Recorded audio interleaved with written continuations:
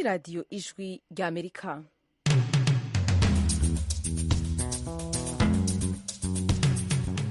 radiyo ijwi ry'Amerika isameranira i Washington DC mu Kirundi no mu Kinyarwanda. Mwiriwe neza nshuti mwese duteramanye, muri kumwe na Oriane Itangishaka. Mu Rwanda turi kuri FM 104 n'ibice bitatu y'ijwi ry'Amerika. Ikaze mu makuru yo kuri ino saha. Mu Burundi twumvikanira ku mirongo migufi ya shortwave kuri metero 19 no kuri metero 22. Twari twamaze gutera ibigori, turatera imivyuka, baratera akagoti, none karumye. Twosaba ko bodufasha ku kintu cyo kugira ngo tuduze amazi muci, biradutwara ingufu zidasanzwe. Ikintu kijanye rero ni pompo yo tudugiza amazi. Ubuserukizi bw'ishami rya ONU rijejwe uburimyi ku isi FAO mu Burundi busaba abanyagihugu gutahura inkurikizi zihindagurika ry'ibihe. Abo n'abarimyi babiri bo mu ntara ya Gitega iri hagati mu Burundi. Mu Rwanda, Madamu Beatrice Munyenyezi yiyamirije inteko yose y'abacamanza bamuburanishiriza muri sentare nkuru ya Huye abagiriza guhengamira ku ruhande rw'ubushikirizamanza bumurega. Leta ya Ethiopia yavuze ko ingabo z'igihugu zafashe ibisagara bitatu mu ntara ya Tigre mu buraruko bw'igihugu. Amakuru yacu tuyahere kuyavugwa hirya no hino ku isi. Leta ya Ethiopia uyu munsi wa kabiri yavuze ko ingabo z'igihugu zafashe ibisagara bitatu mu ntara ya Tigreya mu buraruko bw'igihugu, aho zari zimaze imyaka ibiri zihanganye n'ingabo zo mu karere. Idonido y'inkuru Eugenie Mukankusi. Itangazo rya serivisi ishinzwe itumanaho ya guverinoma ya Ethiopia ryagize riti: ingabo z'igihugu zafashe imijyi ya Shire, Aramata na Korem zitagombye kurwana mu bice by'imijyi. Umuvugizi w'ingabo za Tigreya ntiyasubije ubwo yarasabwe kugira icyo abivugaho. Mbere abayobozi mu ntara ya Tigreya bari bemeje ko batakaje umujyi wa Shire, umwe mu mijyi minini yo mu karere utuwe na miliyoni zirenga 10 z'abantu bari bakuwe mu byabo mbere n'ubushyamirane mu tundi turere. Ishami rya ONU ryita ku burenganzira bwa muntu ryavuze ko rifite impungenge kubera ko ibitero by'indege za guverinoma mu ntara ya Tigreya bitagiye birobanura. Iryo tangazo ryongeraho ko guverinoma izahuza ibikorwa by'imiryango y'ubutabazi kugira ngo igeze imfashanyo mu turere ingabo zayo zigenzura na serivisi zigaruke mu karere. ONU, umuryango w'ubumwe bw'Uburayi n'abayobozi mu nzego zo hejuru za Leta Zunze Ubumwe za Amerika mu minsi ya vuba bari bahamagariye ihagarikwa ry'imirwano kugira ngo ibiganiro bishyigikiwe n'umuryango wa Afurika yunze ubumwe bibashe gutangira. Banasabye ko ingabo za Eritrea ziva muri Ethiopia. Ubushyamirane bw'abasirikare ba Ethiopia nabo bafatanyije barimo ingabo za Eritrea ku ngabo za Tigreya bwaguyemo abantu amagana kandi bwakuye mu byabo miliyoni, bunasiga abandi ibihumbi amagana bicwa n'inzara.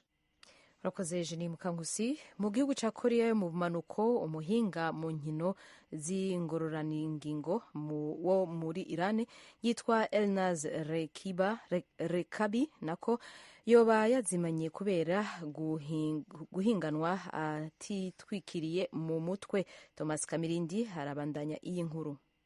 Elnaz Rekabi w'imyaka 33 y'amavuko arazwi cyane muri Irani no ku rwego mpuzamahanga. Yatsindiye imidari myinshi. Ubu yari mu marushanwa mpuzamahanga ya Aziya i Seoul muri Korea y'Epfo. Yagezeyo afata icyemezo cyo gukina atifutse mu mutwe n'igitambaro bita hijab nk'uko amategeko y'idini yo mu gihugu cye abihatira abari n'abategarugori. Uyu munsi yagize gutya arazimira ku buryo budasobanutse. Ibitangazamakuru bitandukanye bikeka ko abayobozi be baba bamushubije mu gihugu cye ku gahato kandi ko ashobora gufungwa agezeyo. Byemeza ko bamwambuye na telefone ye ngendanwa na pasiporo ye. Ambasade ya Irani muri Korea y'Epfo mu butumwa yatambukije kuri Twitter yo ivuga ko aya makuru yose ari ibinyoma byambaye ubusa agamije kuyobya rubanda. Naho ishyirahamwe mpuzamahanga ry'imikino ngororamubiri ryatangaje ko ryatangiye kubikurikiranira hafi kugira ngo rimenye ukuri kwabyo. Ibyo ari byo byose ibya Elnaz Rekabi birimo biravugwa ku isi mu gihe Irani imaze ukwezi mu myigaragambyo y'akataraboneka yatewe n'urupfu rw'umwari w'imyaka 22 witwa Mahsa Amini. Yapfiriye muri kasho ya polisi yari yamutaye muri yombi ku itariki ya 16 y'ukwa cyenda gushize imuziza ko atari yambaye hijab. imiryango iharanira uburenganzira bwa muntu yemeza ko abantu barenga 200 bamaze gupfira muri iyi myigaragambyo, abenshi muri bo bishwe n'inzego z'umutekano. Urakoze Thomas Kamirindi. Indege y'ingwano y'Uburusiya yakorokeye mu gice kibamwo abanyagihugu mu gisagara c'Uburusiya kirimwo ikivuko ca Yeysk ku nkengera z'igice c'ibahari ca Azov. Ni nyuma y'uko imoteri igize ikibazo bigatuma abantu batari musi ya 13 bahasiga ubuzima. Jeanne Mukankusi yaratubwira ibindi. 3 bapfuye ejo kuwa mbere nyuma yo gusimbuka bava muri etaje yo hejuru ku muturirwa w'amagorofa 9. Bageragezaga guhunga inkongi y'umuriro muri iyo nyubako bari batuyemo. Abandi 19 bashyizwe mu bitaro bafite ibikomere nk'uko abayobozi babivuze. Iyo ndege itera ibisasu bya bombe yahanukiye mu mujyi wo ku cyambu cya Yeysk nyuma y'uko imwe muri moteri zayo ifashwe n'umuriro ubwo yari ihagurutse ku butaka iri mu myitozo, nk'uko minisitiri w'ingabo w'Uburusiya yabivuze. Yavuze ko abari bayirimo bombi bayisohotsemo amahoro, ariko ko iyo ndege yahanukiye mu karere gatuwe igihe amatoni ya lisansi yaturikaga imaze kugwa. Barakoze bagenzi bacu Eugenie Mukankusi na Thomas Kamirindi kuri amwe mu makuru avugwa hirya no hino ku isi badushikirije. Tubibutse ko muri kumubandanya kumviriza radio Ijwi rya Amerika isamiranira i Washington DC mu Kirundi no mu Kinyarwanda. Mu kanya n'amakuru yo mu karere k'ibiyaga binini vya Afrika.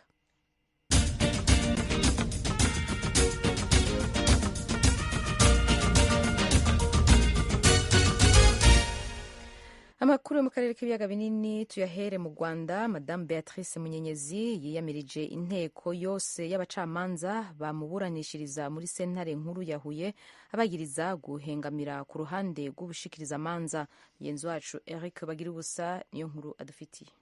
Iyi nteko y'abacamanza Madamu Beatrice Munyenyezi yihanye mu rubanza rwe igizwe na Madamu Patrice Mukayiza ari nawe ukuriye inteko iburanisha icyarimwe na perezida w'urukiko rwisumbuye yaburaniramo. Akikijwe n'abandi bacamanza babiri, Bwana Innocent Musabwa na Madamu Jose Mukaneza. Mu kwihana aba bacamanza bo mu rukiko rwisumbuye rwa Huye, Madamu Munyenyezi arabashinja kubogamira ku ruhande rw'ubushinjacyaha mu rubanza rwe. Yabihanye nyuma y'icyemezo bafashe cyo kongera gusubiza urubanza rwe mu muhezo. Ni ku mutangabuhamya wa 6 ku ruhande rw'ubushinjacyaha bagombaga gukomeza gushinja Munyenyezi ibyaha bya jenoside aburana n'ubushinjacyaha. Uyu mutangabuhamya wakuruye impaka ndende ari muri 5 bari basigaye ku ruhande rw'ubushinjacyaha bagombaga gutangira ubuhamya bwabo mu ruhame. Umutangabuhamya Ndagije Musoni Calixte wagaragaye mu rukiko bakanavuga imyirondoro ye ku munota wa nyuma yasabye urukiko ko yatangira ubuhamya bwe mu muhezo bushinja Munyenyezi. Yabwiye umucamanza ko bishoboka ko mu cyumba cy'urukiko haba harimo abavandimwe buregwa kandi ko bimuteye impungenge. Arakeka ko ubuhamya bwe bwazamugiraho ingaruka. Ubushinjacyaha bukavuga ko ari uburenganzira ubutangabuhamya wabwo yemererwa n'amategeko bwo kuba yasaba gutangira ubuhamya bwe mu muhezo.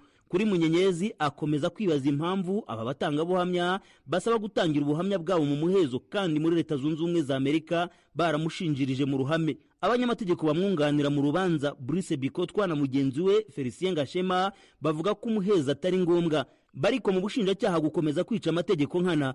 Baravuga ko byonyine umutangabuhamya bwarangije kugeza mu rukiko bukanagaragaza imyirondoro ye bwarangiza bugashyigikira umuhezo ubwabyo bihabanye n'ibyo amategeko ateganya. Nyuma yo kumva impaka ndende urukiko rwagiye kwiherera rugaruka rwemeza ko Ndagije Musoni Calixte atangira ubuhamya bwe mu muhezo. Rwavuze ko ubusabe bwe bufite ishingiro kandi amategeko atabumubuza. Ni icyemezo kitaryoshye mu matwi y'uruhande rw'uregwa. Madamu Munyenyezi yahise atangaza ko yihanye inteko y'abacamanza bamuburanisha. Aravuga ko ibyemezo bamufatira bigamije gukora icyo yise kumukinisha aho kumuha ubutabera. Arabashinja kubogamira ku ruhande rw'ubushinjacyaha akavuga ko nta butabera buboneye bazamuha. Umuhango nk'uyu w'ubwihane haba ku mucamanza umwe mu bagize inteko cyangwa inteko yose iburanisha iyo ubayeho, amategeko ateganya ko urubanza ruba ruhagaze. Nyuma perezida w'urukiko asuzuma ubwo bwihane yasanga bufite ishingiro, umucamanza bihanye agahinduka. Yari inteko yose bihanye nayo irahinduka. Iyo ubwo bwihane budafite ishingiro, inteko ikomeza urubanza uko bisanzwe. Kubireba urubanza rwa Munyenyezi bisobanuye ko ubwihane bwe buzasuzumwa n'urukiko rukuru urugereko rwa Nyanza, kuko inteko yihanye iyobowe na perezida w'urukiko rwisumbuye rwa Huye. Bivuze kandi ko igihe cyose ubwihane butarasuzumwa ngo bufatweho icyemezo, inteko bihanye nayo nta cyemezo ibishobora gufata ku rubanza. Nyamara iyi nteko bihanye yahise itangaza indi tariki urubanza ruzasubukurirwaho. Nyuma y'ubu bwihane uruhande rw'uregwa rufite umunsi umwe gusa wo gutegura imyanzuro ibumbatiye isobanura mpamvu y'ubwihane bwarwo rukayishyikiriza urukiko rwisumbuyeho. Umutangabuhamya wabaye intandaro y'ubu bwihane yaragiye kwiyongera ku bandi batangabuhamya batatu nabo basabye gutangira ubuhamya bwabo mu muhezo. Kugeza ubu haburaga abatangabuhamya batanu ku ruhande rw'abamushinja ibyaha bya jenoside bakabona kumva abatangabuhamya bashinjura. Munyenyezi w'imyaka 52 y'amavuko ni umukazana wa Paulina Nyiramasuhuko wari minisitiri w'umuryango kuri guverinoma y'abatabazi. Nyiramasuhuko yakatiwe n'urukiko mpuzamahanga rwa Arusha imyaka 47 nyuma yo kumuhamya ibyaha bya jenoside. Umugabo wa Munyenyezi Arsene Shalom ntaho bari nawe yakatiwe gufunga imyaka 25 mu kwezi kwa gatanu k'umwaka ushize 2021 nibwo igihugu cya Leta Zunze Ubumwe za Amerika cyamwohereje kuburanira mu Rwanda. Mbere yo kuzanwa mu Rwanda yari amaze imyaka 10 afungiwe muri Leta Zunze Ubumwe za Amerika nyuma yo kumukekaho ibyaha no gutanga amakuru atari ukuri ku nzego zishinzwe abinjira n'abasohoka b'icyo gihugu. N'ibyaha bya jenoside aregwa ko yakoreye Huye mu cyahoze ari perefegitura ya Butare, ariko barabihakana byose akavuga ko yari mu buzima butashoboraga gutuma akora ibyaha. Arakomeza kuvuga ko azira ko yari umukazana wa Nyiramasuhuko. Bagirusa, Ijwi rya Amerika, i Butare mu majyepfo y'u Rwanda.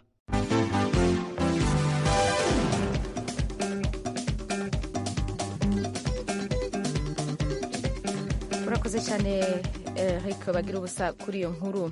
Mu Burundi amafaranga arenga imiliyaridi 75 z'amarundi niyo akenewe kugira rusansuma y'abanyagihugu n'uburimyi ariko irategurwa ikogwe neza. Ivyo bishikirizwa n'ikigo kijejwe gutegura iyo rusansuma izorangira mu mwaka uza wa 2023. Idonido zitugezwaho na mgenzi wacu Pierre Claver Niyonkuru.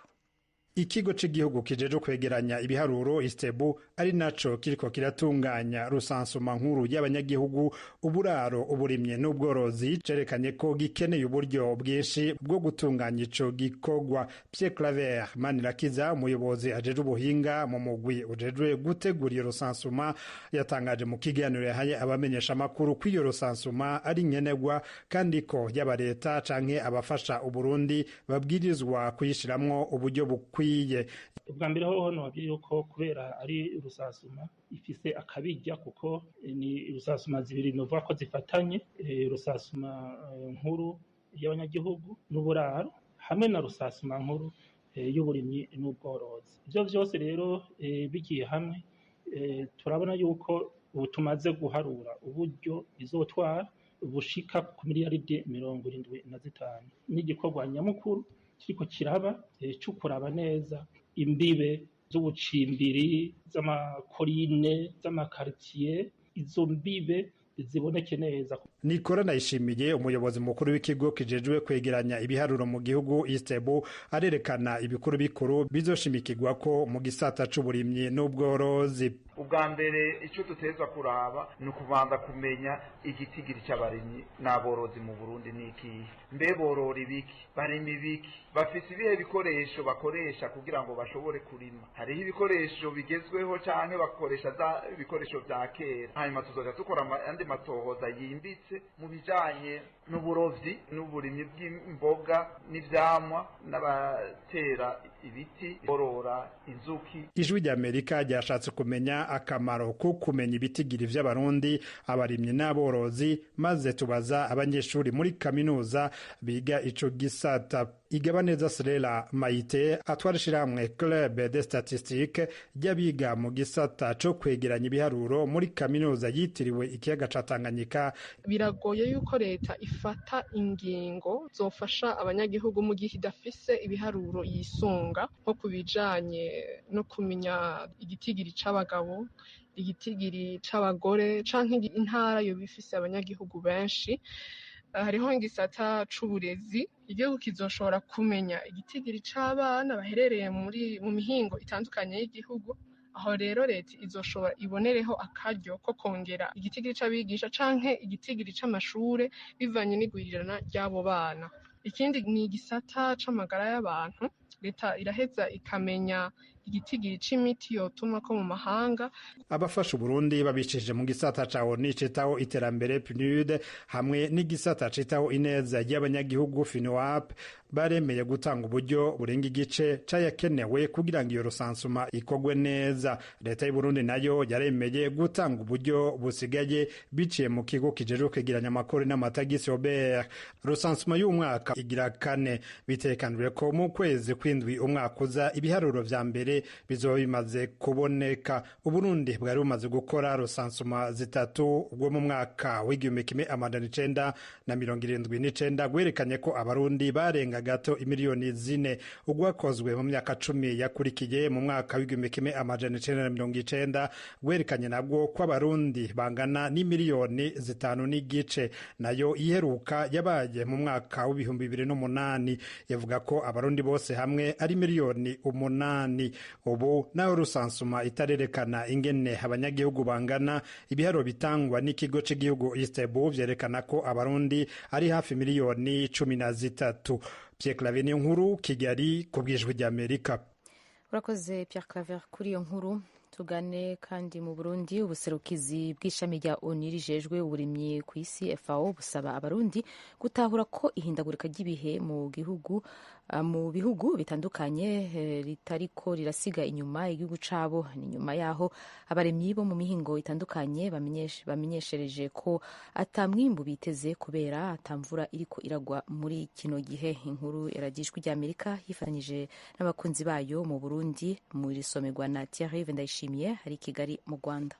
Inyuma ya ikigo cy'igihugu kijejwe ihindagurika ry'ibihe IJEBU mu mfunyapfunyo y'igifaransa kimenyeshereje ko kuva mu ntango z'ukwezi kwa 10 abaremyi bashobora guteragira bitabiriye ako kamo ku bwinshi, ariko imvura yaciye itara. Ubu abaremyi bo mu ntara z'igihugu barimiye ku misozi batekewe n'ubwoba kubera ibyo bari barateragiye na cane cane ibigori n'ibiharage byumye. Aba ni bamwe bo mu ntara ya Gitega bayaze n'abakunzi b'ijwi ry'Amerika. Twari twamaze gutera ibigori bamwe turatera imivyuka baratera akagoti, none karumye no mu mwonga haturi kubera vyabuze imvura nta mwimbu uriho, n'ibiti vyonyene bihagaze. Imvura itari kiragwa vyerekana yuko duteba ata mwimbu turonka, inzara ciba nyinshi mu bantu kaca usanga n'amagara abaye make kubera inzara, mu bana bakagwara. Eka n'abarimiye mu myonga babwiye abakunzi b'ijwi ry'Amerika ko bafise ubwoba guhindagurika ry'ibihe, ko amazi yo mu nzuzi ashobora kugabanuka bikabagora kuvomera imirima. Kamwe mu turorero ni akabarimyi bo muri zone Kibuye ya komini Sare mu ntara ya Bujumbura barimiye mu mwonga waguya uri ku nkengera z'uruzi Ntahangwa. Basaba ubushikiranganji bujejwe uburimyi kubaronsa imoteri yobafasha gushikana amazi mu mirima n'ibindi vyankenerwa kugira ngo bavomere. Piyo Nzopfa barushe n'umwe muri abo barimyi. Ivyo twosaba cane twosaba ko bodufasha ingorane ikomeye kuri umwonga iwacu ku kintu cyo kugira ngo tuduze amazi muci biradutwara ingufu zidasanzwe. Ikintu kijanye rero ni pompo yo tudugiza amazi hama be n'amaro twari dushobora gukoresha mu kuvomera imirima. Ivyo vyose vyodufasha. Ikindi twasaba cari ico cyuko bodufasha ifumbire abarimyi bo mu mwonga tukayironka ku gihe, kuko tubona ariyo ntambamye dukunda kuhura ikomeye. Abarundi rero bategerezwa kuzirikana kwihindagurika ry'ibihe rivugwa mu bihugu byinshi byo ku isi ko ritariko risiga inyuma mu Burundi, nk'uko ubuserukizi bw'ishami rya ONU rijejwe uburimyi mu Burundi ribishikiriza. Ndabirorera Salvatore ajejwe gukurikirana ibidukikije n'ihindagurika ry'ibihe mu buserukizi bwa FAO mu Burundi. Mu kiganiro yahaye abakunzi b'ijwi ry'Amerika yatangaje ko hari biriko birakogwa kugira ngo abarundi bashobore guhangana n'ako kaga. Mu Burundi ihindagurika ry'ibihe nabo nyene bararizi kuko baramaze no kubona ingaruka zazo, ahubwo ikintu babura gusa n'uburyo kugira ngo bashobore guhangana n'ingaruka mbi ziri kuri iryo hindagurika ry'ibihe. Murumva ingaruka ni nyinshi, nico gituma ubu tugiye gufashanya n'abantu bose kugira ngo duhimirize abanyagihugu abenegihugu kugira ngo dushobore guhangana n'iryo hindagurika ry'ibihe kugira ngo tubeho. Iruhande y'iyo migambi y'abahinga, umukuru w'igihugu c'u Burundi Evariste Ndayishimiye ahamagarira abarongo y'amadini gutunganya ibisabisho basaba Imana imvura ngo kuko ariyo iyigaba. Iryo hindagurika ry'ibihe rivugwa kandi mu bihugu bigize umuryango wa Afrika y'ubuseruko nk'uko icegeranyo ca FAO kibivuga. Uwiserukira FAO muri uwo muryango Dr. Chimimba David Fidi atangaza ko iryo hindagurika ry'ibihe ririko rituma ubugaragwa butera bwiyongera mu bihugu bya Ethiopia, Somalia na Kenya. Ico cegeranyo c'uwahagarariye FAO mu karere ka Afrika y'ubuseruko kikavuga ko abana bagera kuri miliyoni 7 aribo baharurwa ko bagwaye ingwara ziturutse ku gufungura nabi mu kwezi kw'indwi uno mwaka muri ivyo bihugu bya Ethiopia, muri Somalia no muri Kenya.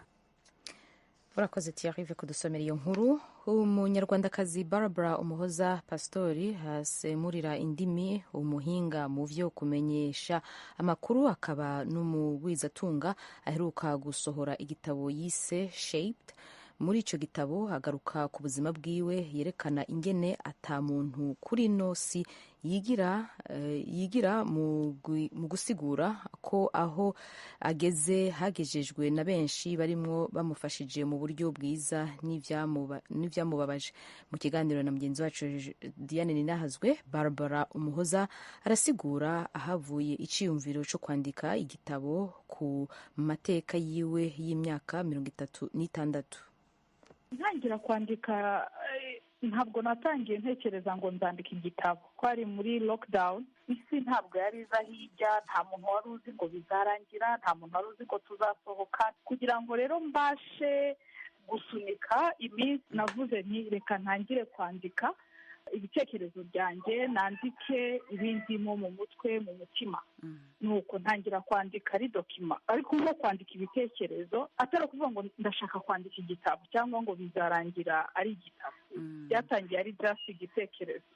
Hama ico gihe wandika ibinyuranye mu buzima bwawe, wari ufise intumbero y'ivyo wandika ibiki muri rusangi kugira ngo uzove muri ivyo bitekerezo birinde bishika ku gitabo? Vyagenze gute? Urebye nanatangiranye na chapitre za nyuma z'igitabo cyashitwe, noneho izo chapitre nziha inshuti yanjye irazisoma, ndibuka nanditse page nk'eshanu mu munsi umwe.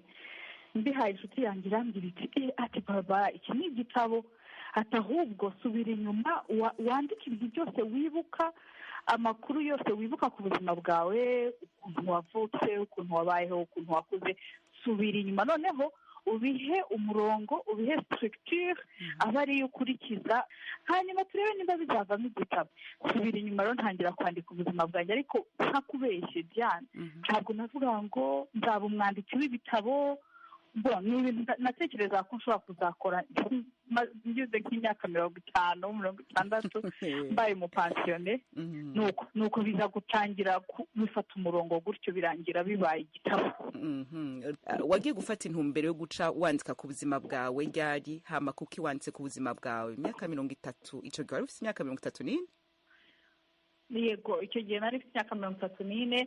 Ntangiye kwandika ntera ku itangiriro, cyangwa se uko ubuzima bwanjye bwatangiye, ibyo ababyeyi bambwiye, ibyo nibuka, uko nakuze, aho twanyuze. Nubwo kuri iyo etape cyangwa se aho ngaho byari bitaravuga ngo ibi ni igitabo tugiye gusohora, ariko ndangije kubyandika, kubishyira ku murongo, kuko twamaze muri lockdown ngira ngo amezi 2 cyangwa 3, hafi 3. Ndavuga nti ibi bintu mfite izi page, icyo gihe nari mfite page 90, kubera ko nabihinduye akazi, nahise mbihindura akazi. Ndavuga nti sasa kugira ngo mu mutwe hagume hameze neza, numva ko mfite akazi nkora, reka njye mbyuka nandika nk'umuntu ujya ku kazi ariko afite akazi ko kwandika. Noneho ndangije tuve muri lockdown, za page zose zitandukanye ndiha inshuti zanjye nk'ebyiri 3 zitandukanye, barazisoma barambwira ati ariko ubuzima bwawe buri interessant, buri interesting. Ni ibintu wasangiza abantu bagasoma, bakaba entertained, bikabashimisha cyangwa se bikabafasha, bikabahugura, bikabaha no kwitekerezaho. Reka ibi bintu tubihindura igitabo. Aho rero dusohotse nko muri lockdown ya 2, kuko naranditse iya mbere n'iya 2, bigeze nko muri October gutyo Novembre, nibwo twavuze tuti ariko ibi bintu reka dukore projet y'igitabo, byitwe ko ari project turimo. Noneho turimo kwandika igitabo, tugiye kwandika igitabo, nta kindi tugiye gukora. Nibwo rero iyo process yatangiye kuvuga ngo ibaye igitabo, ariko jyewe nandikaga mvuga nti mfite akazi nkora, ntabwo turi sire ko bizaba inkuru. Kandi icyo gihe nanjye ubwanjye ndavuga se ko ndi mutoya, nanjye ndasohora igitabo gute? Ariko abantu bose mpaye manuscript bakagisoma bati iyi ni story, ni inkuru yo kuvuga wayivuga. Ego ni inkuru jena reka ndayivuge, nagize amahirwe naragisomye. Uratahura ibitari bike kuri nosi, uratahura wiroranishije ko nawe nyene ugatahura.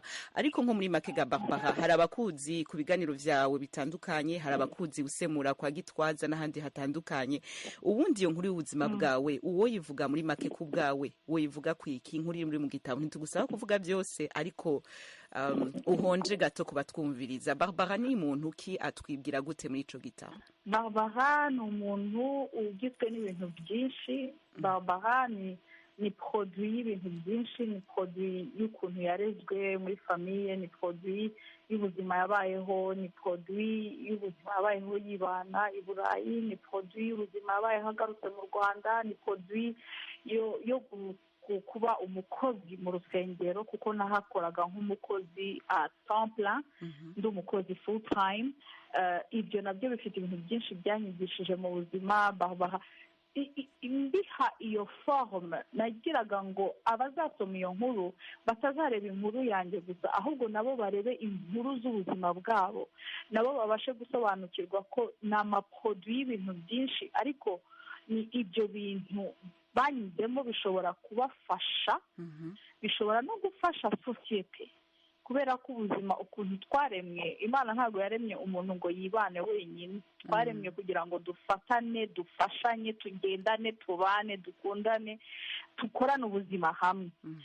Ndagusanga inkuru yanjye, yes, ni inkuru y'ubuzima bwanjye, ariko objectif si uko tureba inkuru ya Barbara gusa. Objectif ni uko abantu bahindukira bamaze gusoma icyo gitabo, bakagifunga, bakagishyira hasi, bo bakireba bakavuga bati ese harya ubuzima bwe nabayeho bwangize mu ntoki? Ese iki ngicyo, ce que je suis maintenant, what I am right now, how can it help? Ça peut aider comment? Byafasha umuntu gute? Experience zanjye zishobora kugira undi muntu zifasha. Jewe nasangije experience nkeya, inararibonye ritoya mfite, kubera ko ndacyari muto. Hari n'ibindi byinshi cyane nkiga, ndakigira no ku bandi benshi. Ariko abafite ibyabo nabo, ese babitekerezaho? Ese dushobora kwiga kwa aprecier ibyiza n'ibibi twanyuzemo, tukiga uburyo noneho tubisangiza abandi, tutavuga ngo nagize agahinda, nishwe n'ibi, napfuye gutya, ariko se urwo rupfu waciyemo cyangwa se ibyo bintu wabayemo byakwigishije iki? Ese icyo kintu wize wakimbwira Barbara? Ese Barbara yabwira Diane? Ese Diane yabwira Barbara? Kubera ko Diane nabibwira Barbara biramufasha muri avenir ye, ejo he hazaza. Ese nusoma Shape, aha, reka turebe nko mu gitabo, nusoma Shape, kuko muri Shape mvuga ukuntu nagiye kwibana i Burayi ndi umwana, mfite imyaka 15, 16, ndi umwana w'umukobwa, ntangira kwibana. Ese nk'ababyeyi uyu munsi bashaka kohereza abana babo hanze kujya kwiga, kandi yego ni byiza, yego ni igitekerezo cyiza, ababifitiye ubushobozi, ese bafite amakuru y'uwabibayemo ngo ababwire ibibazo biri muri urwo rugendo? Ababwira ukuntu solitude yo kohereza umwana, donc solitude umwana azahura nayo probablement izabyara na depression. Ese arayiteguye? Ese yateguye umwana? Donc Shape ntabwo ari inkuru yanjye gusa, Shape nayanditse mu buryo ishobora guhinduka inkuru ya buri muntu wese kugira ibintu yibaza. Nari mvuze akantu gatoya koko b'i Burayi, ni histoire yo kuntu nagiye kuba, ariko noneho gafasha ababyeyi bari kohereza abana hanze par exemple. Iyo ni chapitre, harimo chapitre zitandukanye, ariko objectif ni uko umuntu arangije gusoma Shape yitekerezaho, akibaza icyo byafasha mu buzima bw'abantu. Uko biri kose abasomye igitabo urabibona ko umurongo wose uravuga, ukadutwara mu ngagara, ibitungura iki, urumva ko uragaruka mu bwana bwawe, kandi bikatuma n'ugisoma yitekerezaho, yibaza ati je kijya gihe nari mu bikinanje. Reka twakire Daniel, hama turagaruka kuri Shape. Daniel, ikaze ku Ijwi ry'Amerika no muri Sanga. Barbara yaje twamubatumiriye. Uhereye ga Daniel? Murakoze cyane Diane, nitwa Daniel nk'uko mubivuze, ntereye Nyamasheke Ruharambuga, ni mu burengerazuba bw'u Rwanda. Yego, ndi kumwe na Barbara rero. Akabazo kuri we?